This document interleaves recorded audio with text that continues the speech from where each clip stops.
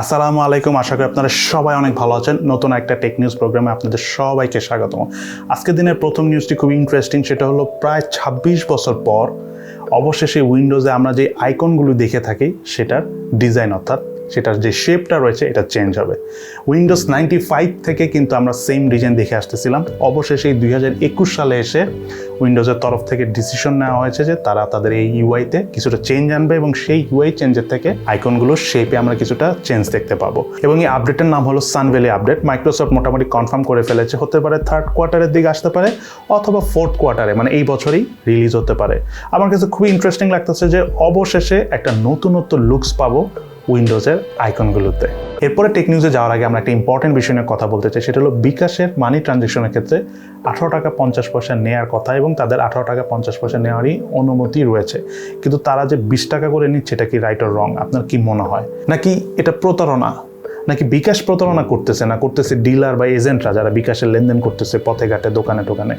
কি মনে হয় আপনাদের, এটা কি রাইট না রং? অবশ্যই ভিডিওর নিচে কমেন্টস করে জানাবেন। এবং সেই সাথে এরকম আরও অনেক বিষয় আছে যে জিনিসগুলো প্রকৃতপক্ষে রং, সেগুলো নিয়ে কি আমি ভিডিও করব? যদি আপনারা চান, আপনাদের যদি ইচ্ছা থাকে, সেটা ভিডিও নিচে কমেন্টস করে জানাবেন।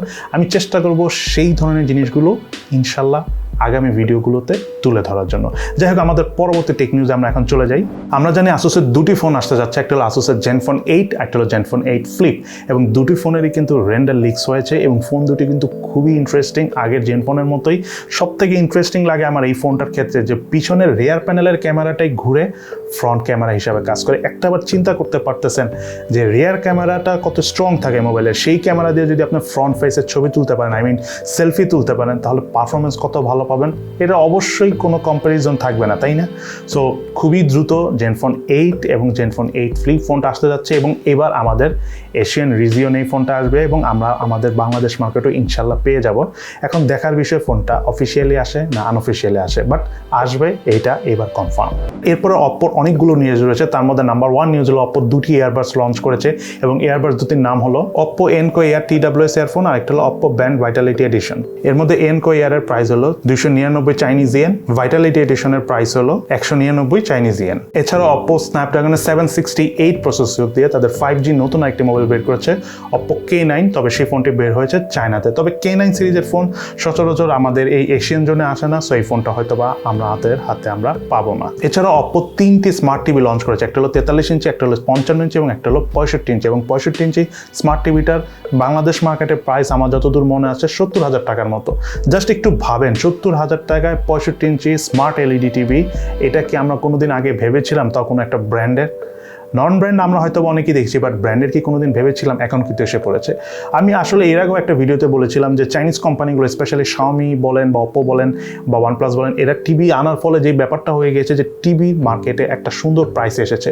আগে সনি স্যামসাং আমাদের একদম গলা কেটে একদম হেভি প্রাইস নিয়ে মানে এক্সট্রিম লেভেলের প্রফিট করতো টিভিতে। এখন মোটামুটি তাদেরও কম্পিটিশনে টিকে থাকতে হলে বাস্তবসম্মত একটা প্রাইসে আসতে হবে, ঠিক আছে? অনেক দিন আমরা অনেক ঠকেছি, এখন ইনশাল্লাহ আমরা জিতবো টিভিতে।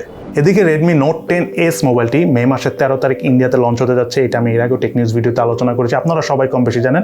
কিন্তু সেই ফোনটির মোটামুটি কনফিগারেশনের টোটাল ডিটেলসটাই এখন লিকস হয়ে গিয়েছে। এতে MediaTek Helio G95 প্রসেসর থাকবে, তার পাশাপাশি ক্যামেরা থাকবে 64 মেগাপিক্সেলের এবং 3টি ভেরিয়েন্টে আসবে। সেটা আমরা বুঝতেছি না, হতে পারে 6GB 64GB স্টোরেজ, তার পাশাপাশি হবে হয়তো 6GB 128GB স্টোরেজ, তার পাশাপাশি 6GB বা 8GB 128GB, এই 3টে স্টোরেজ আসতে পারে। বাট ব্যাটারি হবে 5000 mAh, তার পাশে 30 ওয়াট বা 33 ওয়াটের একটা ফাস্ট চার্জার থাকবে।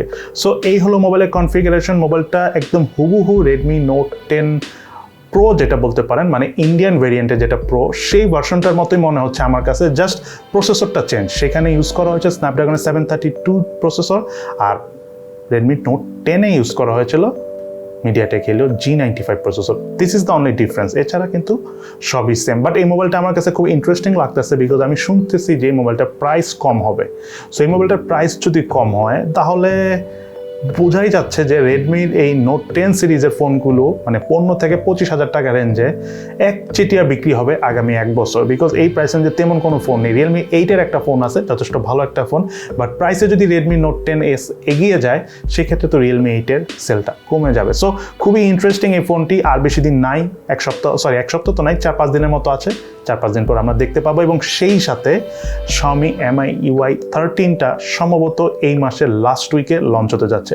এখনও ডেট কনফার্ম হয়নি, আমরা টুকটাক লিক্স থেকে যেসব ইনফরমেশন পেয়েছি তাতে বোঝা যাচ্ছে যে 25 তারিখে লঞ্চ হবে। তবে আমার কেন জানি মনে হচ্ছে 13 তারিখও লঞ্চ হতে পারে, কারণ 13 তারিখ তাদের প্রোগ্রাম, আর MIUI 13 ভার্সনটাও তো 13ই পরে, তাই না? তো 13 তারিখে হতে পারে না? আপনার কি মনে হয়? অবশ্যই ভিডিও নিচে কমেন্টস করে জানাবেন। বাকিটা অবশ্যই আমরা 13 তারিখই জানতে পারবো যে 13 তারিখ লঞ্চ হবে না এই মাসের লাস্ট উইকে লঞ্চ হবে। খুব ইম্পর্ট্যান্ট একটা টেক নিউজ হলো, আমরা সবাই কম বেশি কিন্তু আমাদের মোবাইলে যেসব ফটোসগুলো থাকে সেটা আমরা গুগল ফটোসে স্টোরেজ করে রাখি। বাট জুন মাসের 1 তারিখ থেকে গুগল ফটোস আর কাজ করবে না, মানে এটা ফ্রি থাকবে না, তখন আপনাকে পে করে ইউজ করতে হবে। যারা গুগলের পিক্সেল ফোনটা ইউজ করেন শুধু তাদের জন্য এটা ফ্রি থাকবে। এছাড়া আমরা যারা নর্মাল ইউজার রয়েছে গুগল পিক্সেল ফোন ইউজ করে না, তাদেরকে পে করে ইউজ করতে হবে। সো আপনারা যারা গুগল ফটোস ইউজ করে থাকেন তারা অবশ্যই আপনাদের ছবিগুলো বা আপনাদের যত স্টোরেজে থাকা যত কালেকশন রয়েছে, ছবি হোক বা যাই হোক, সেগুলো এখনই সরিয়ে অন্য কোথায় ট্রান্সফার করে ফেলুন। এবং সেই সাথে আজকে ভিডিওটি শেষ করার আগে একটা মর্মান্তিক নিউজ দিয়ে শেষ করতে যাচ্ছি। সেটা হলো টিকটক এবং লাইকি করা নিয়ে হাজব্যান্ড ওয়াইফের মধ্যে ঝগড়া বিবাদের পর ওয়াইফ মারা গিয়েছে। আসলে ওয়াইফ মারা যায়নি, হাজব্যান্ড তাকে মেরে ফেলেছে। এবং তাদের বিয়ে করার আগে তাদের যে কমিউনিকেশন ছিল, তাদের রিলেশনশিপ হয়ে বিয়ে হয়েছিল, তাদের মূল ইনকাম সোর্সই ছিল লাইকি এবং টিকটক।